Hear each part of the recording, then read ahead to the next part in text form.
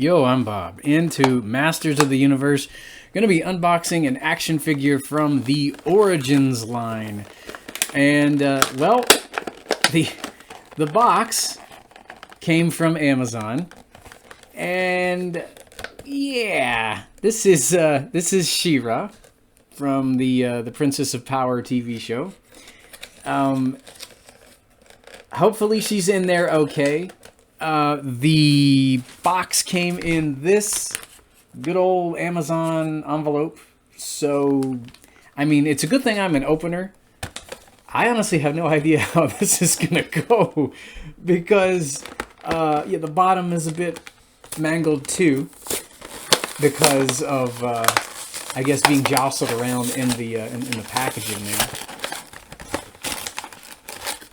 But she should be okay in theory. In theory. The mini comic is taped to the back of the box. The back of the card, rather. Yeah, she's tied in there. Into the packaging pretty well.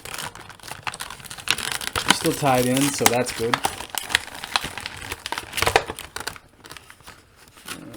Let me see here. She should have her sword and shield. Yep, they're in there. So I wonder if it's just the packaging that got a bit mangled. I don't think she has anything else. So yeah, here she is in the packaging. So yeah, the card back and the blister is kind of crazily damaged. So, I mean, if you guys are wanting to keep your stuff on the card back, you want to keep it in mint condition, I would advise caution when ordering from Amazon. Most of the time, though, in the past when I've ordered figures, the boxes haven't looked like that. So just a bit of a warning there. I'm going to pause this, and we'll break this out of the tray, have a closer look. Back in the blink of an eye. So She-Ra came out of the packaging just fine. I hope I have her tiara on the correct way. It was framing her face when I got her out of there. Fell right off. But it seems to stay on her head pretty well. It looks like a ring, actually. And I think I remember reading somewhere that that's how one of the tiaras were designed, where you could actually wear it like a ring. I don't know for sure, though. It's been a while since I've looked her up. But, yeah, her joints are nice and tight. And I do like the way the tiara sits on her head there. And she's got her sword of protection in her right hand there. I thought it would be a longer sword than that. That's a kind of a short sword there. It's real chunky, though. Looks like it's got got a jewel there in the middle of it. That's a really cool looking sword. I like that a lot. That's a pretty nice looking weapon. And she's got cloth goods all over. And luckily nothing was ripped in the packaging. She's got the hair going down her back there. She's got her cape on. You could probably take that off since this is the Origins line from Mattel. I would imagine all of this stuff can be removed. You can, probably take the head off. You can take take her apart at the torso, because all of these were designed to be modular. All the parts were designed to be interchangeable.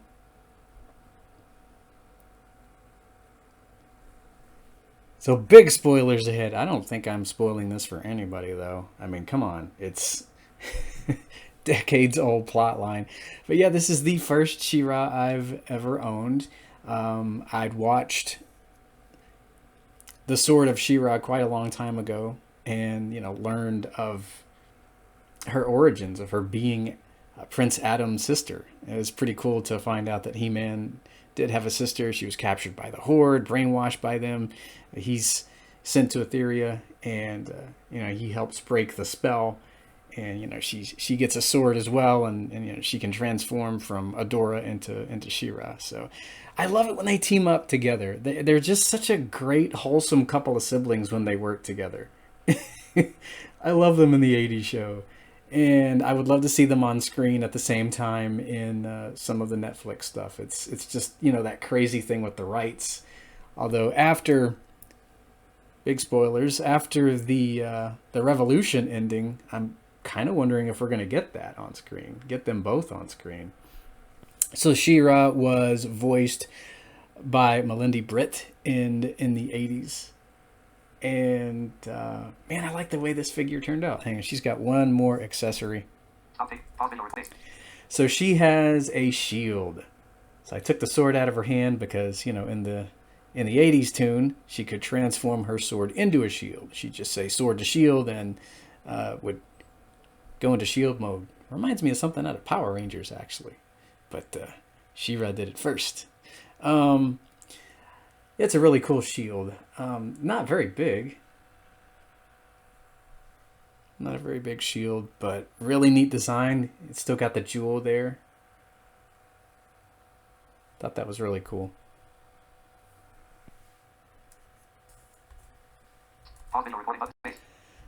And it didn't happen in the show.